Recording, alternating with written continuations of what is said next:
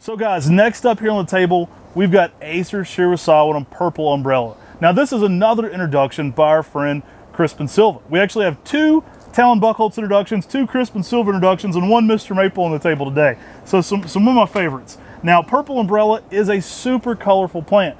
Now I actually first got this one from Crispin midsummer when I first received my first plants from him, and they were super dark. Many of you might even saw us first at Brian Rules.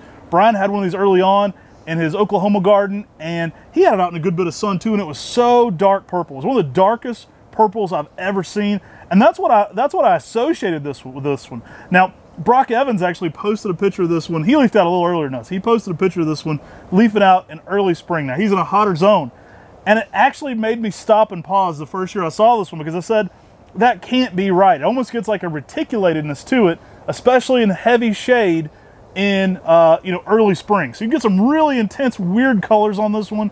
Putting it in sun though is going to give you more of those very dark, bold red colors.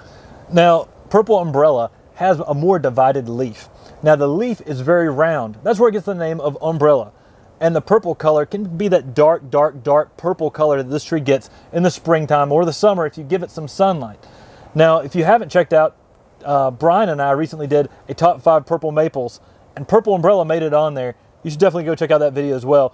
But Acer shirasawanum purple umbrella, very unique and very different. There's not a lot of Acer shirasawanums that gives such a dark purple red color. Now, I think because of the naming, people have confused this one a little bit with Purple Thunder. I had someone the other day on Facebook asking me, how's Purple Umbrella different than Purple Thunder? And they're very different. That Purple Thunder is going to have more of the curled Trompenberg style leaf. It's going to be more of a pink red in the early spring and a little bit more vigorous. Now with Purple Umbrella, you're going to get a much larger style leaf. So that leaf is much bigger.